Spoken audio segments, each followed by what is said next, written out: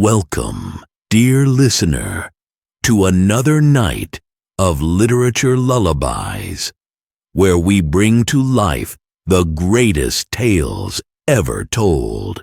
Tonight, we step back in time to ancient Greece, where gods and mortals walk the same battlefield, where honor is fate, and where a single war changes history.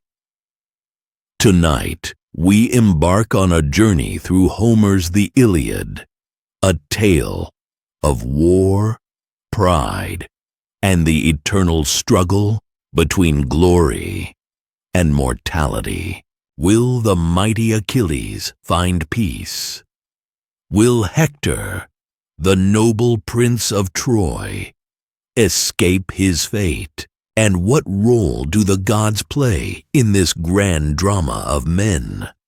So, find a cozy spot, close your eyes, and let this legendary saga unfold as you drift into a world of warriors and destiny. Music fades into the beginning of the story narration.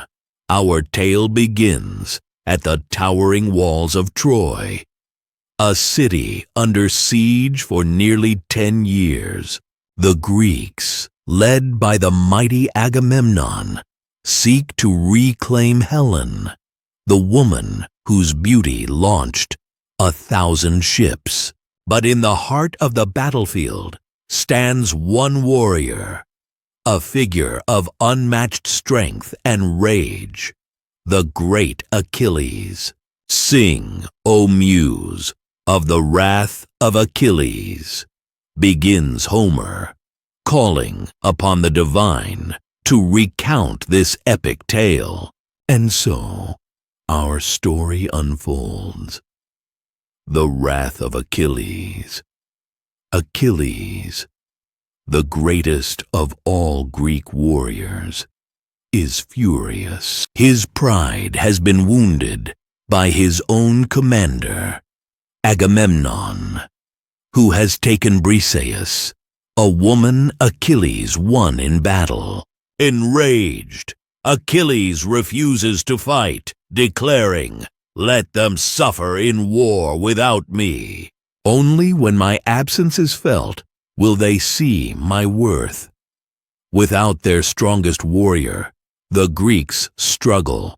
The Trojans, led by their noble prince Hector, push them back, striking blow after blow.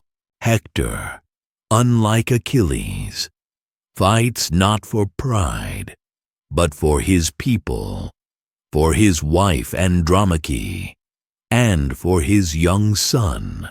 As he stands atop the Trojan walls, his wife pleads with him, "Your strength will be your undoing. Stay with us." But Hector, knowing his duty, replies, "I must fight. Better to die with honor than to live in shame." The tragic duel. As the Greeks near defeat, Achilles' closest companion, Patroclus, dons his armor and enters battle in his place. But fate is cruel. Patroclus is struck down by Hector. When Achilles learns of his friend's death, his grief transforms into unstoppable rage. Hector must pay with his life. Nothing else will quench my fury. And so, Achilles returns to battle. Clad in divine armor, forged by the god Hephaestus, he faces Hector in a duel before the walls of Troy. The two warriors clash, but Achilles is relentless. With a final thrust of his spear, he strikes Hector down. Hector's last words haunt the battlefield. "Beware, Achilles. Death comes for all, even you." A king's mercy. But the story does not end with victory. That night, King Priam, Hector's grieving father, sneaks into Achilles' tent, falling to his knees before the warrior. With trembling hands, he begs, "I have done what no man should. Kiss the hands of the one who killed my son." Achilles, moved by Priam's sorrow, returns Hector's body.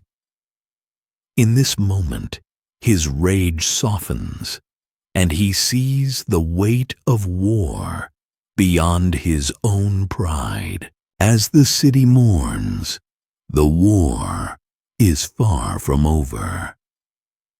But for tonight, we pause at this moment of grief and understanding, critical appreciation.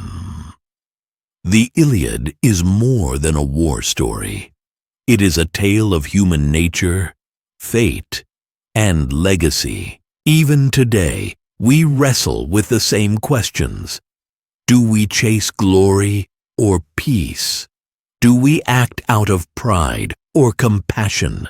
Homer presents two heroes, Achilles, the unstoppable force of war, and Hector, the tragic defender of his home.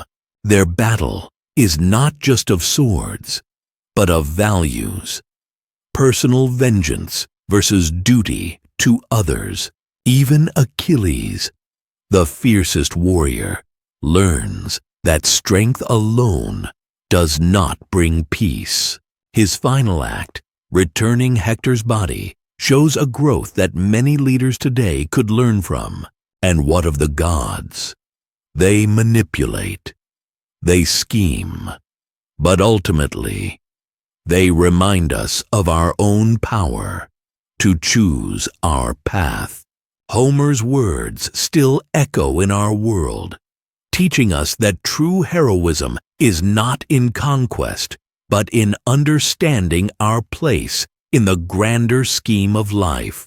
And so, dear listener, we close the pages of the Iliad, a story of war, destiny, and the choices that shape our legacy. What did this story make you feel? Are you an Achilles, chasing greatness at any cost, or a Hector, fighting for those you love? Let me know in the comments below. I'd love to hear your thoughts. If you enjoyed this journey through ancient Greece, don't forget to like, share, and subscribe for more legendary bedtime stories. Until next time, may your dreams be filled with heroes, gods, and the echoes of history. Good night.